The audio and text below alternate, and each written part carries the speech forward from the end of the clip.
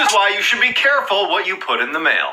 In 2015, a man was asked by his neighbor to collect his mail while he was gone for a few weeks. A few days later, a large package arrives on his neighbor's front porch. The man can barely lift it, but gets over to his garage where he accidentally drops it and hears something break inside. Hoping his neighbor would think the damage occurred en route, he closes his squeaky garage door and forgets about it. But over the next couple of days, whatever was in that package started to smell so bad that he decides to open it up.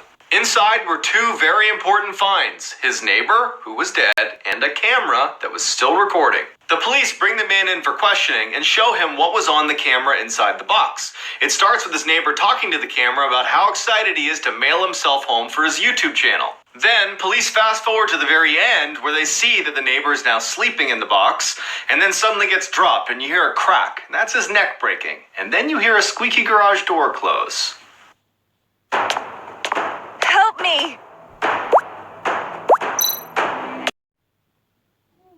If you make it to the end, I'm sorry. In 2007, a woman was lying awake in her hotel bed when she started hearing a kid run up and down the hall laughing and making tons of noise. She considered going out and telling the kid to be quiet, but eventually just said whatever and fell asleep. The next morning, she got up and asked her teenage daughter, who was staying in the room next door, if she had heard the kid, and she said yes, it was so annoying. That night, the woman is back in bed trying to sleep when once again she hears the kid in the hall. Now feeling pretty annoyed herself, she starts walking to the front door to get a better listen when the footsteps stop right in front of her door and she hears the kid playing with the do not disturb sign. She leans into the peephole to get a better look, but the kid's gone. So she steps into the hallway and looks down the hall, and there's the kid at the far end, just standing there perfectly still.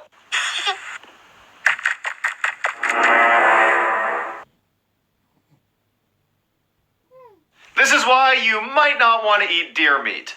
In late 2019, a man and his grandfather were out hunting when they spotted something way off in the distance that just didn't seem right. A deer was howling and then lowering its antlers and charging forward like a battering ram as if it was fighting with another animal. But when they crept closer, they could tell that the deer was all alone and something was definitely wrong with it. The deer was repeatedly ramming its head into a tree, and then finally one of its antlers breaks off and it kneels down and starts chewing on the antler. As they're watching in horror, the deer in a sudden lurching movement gets up on its hind legs and then walks like a human into the nearby lake, goes under, and does not resurface. Turns out the deer had chronic wasting disease, which is a new, highly contagious neurological disorder that drills holes in the brains of those affected and leads to a distinct lack of fear and awareness and is always fatal. And now, scientists are concerned it might spread to humans in 2020. This is why you always say yes to tandoori chicken. In 2012, a high school tutor and her student stayed up so late one night studying that by the time they were done, the buses had stopped running. Without another way home, the student asked if he could stay the night at her place. Reluctantly, she agreed. When they got back to the apartment, she fell asleep on her bed and he fell asleep on a blanket next to her bed on the ground. A few hours later, she wakes up to the boy standing awkwardly in the middle of the room with a very strange look on his face. She asks him, "What's wrong?" He looks at her and says, "I'm really hungry. Let's go get some tandoori chicken." Confused, she says, "It's 2 a.m. Just get a snack in the cupboard." And he grabs her by the arm and he says, "No, we are getting tandoori chicken right now." And he yanks her from the bed. Feeling totally caught off guard by this whole situation, she goes into the hall with the boy, and as soon as the door shuts behind them, she can tell that he is terrified. He looks at her and just says, "I'm not actually hungry. When I woke up, there was someone under your bed." If someone offers you this, walk away. In 2016, a man was staying at his friend's cabin in the woods when he decided to go for an evening stroll. A little ways down the trail, he hears someone call out from behind his neighbor's house. He looks up and he sees this skinny guy pop out from behind the building who starts waving frantically at him to come over. Worried this guy could be in trouble, the man takes off running to assist. But when he gets close enough, the neighbor just offers him a fistful of Slim Jims and starts talking about how much he hates his wife. Sensing there was something wrong with this guy, he says no thank you to the Slim Jims and walks away. The next day, the man calls his friend who owned the cabin to ask him what the deal was with his weirdo neighbor. There was silence on the phone, and then his friend just says, "I don't have any neighbors." The police are called, and it turns out his neighbor was really some lunatic who had recently killed his wife and had been hiding out in the abandoned cabin next door. This is why you should never stay in sketchy motels. In 2005, a young woman on a solo road trip across the country decided to stop for the night. The first place she sees is the Mountaintop Motel. It looked pretty cheap, but she was tired, so she said good enough. The check-in guy eyed her up and down very uncomfortably and then asked her if she was traveling alone.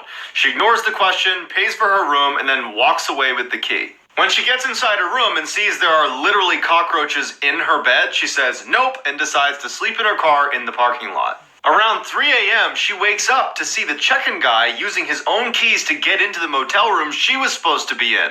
A few minutes later, he storms out and slams the door and starts walking towards her car. Terrified, she hides under her blanket as the man tries to open her car doors but can't and walks away.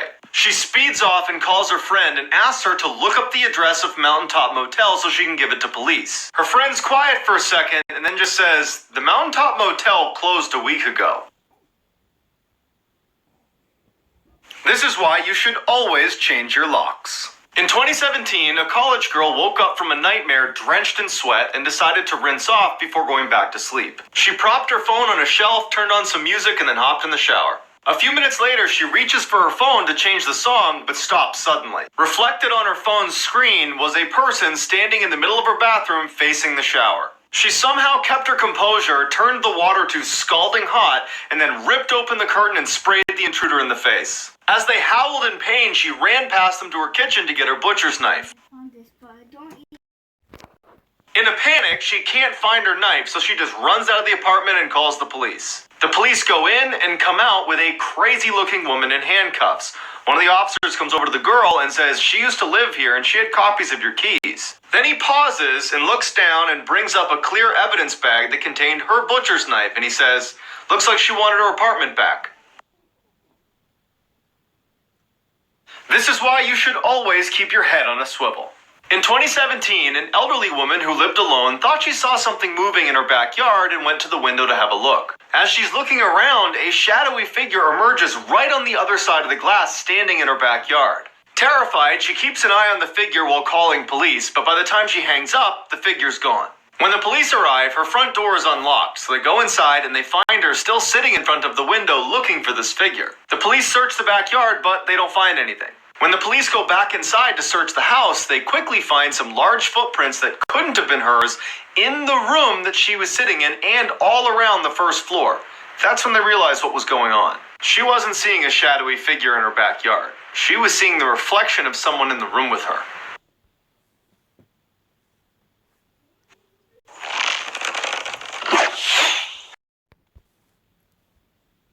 This is why you should always sleep with your lights on. In 1991, a man named Christopher Case was found dead in his bathtub, fully clothed in the fetal position. When police interviewed his best friend Sammy, she told them about a very disturbing phone call she got from him the night before he died. On the call, he told her that the previous night he had woken up to what sounded like whispering coming from underneath his bed. When he went to look, he couldn't move. As he laid helplessly, he watched a black figure pull itself out from underneath his bed. Once it was fully upright, it reached down and began choking him until he passed out. The next morning when he came to, he felt his neck and it was swollen and bruised. And then he saw blood on his hands and he saw that there were deep, uniform incisions on each of his fingertips.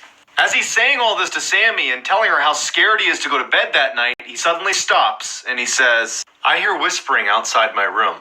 Then the phone went dead. This is what they meant when they said, "Don't talk to strangers." In the early 1900s, a 10-year-old boy was playing in the woods when a tall man appeared and asked if he wanted to come back to his cabin for dinner. Totally caught off guard, the boy reluctantly agrees and begins walking.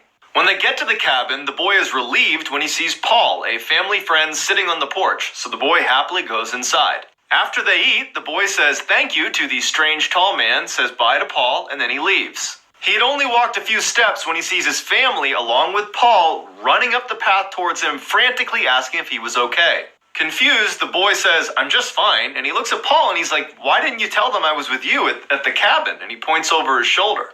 Paul glances over the boy's shoulder and then narrows his eyes and says, "You were kidnapped by a cult 3 days ago. No one's seen you." Terrified, the boy turns around to look at the cabin he just came from, and it's gone. All he sees is a dark forest that stretches for miles.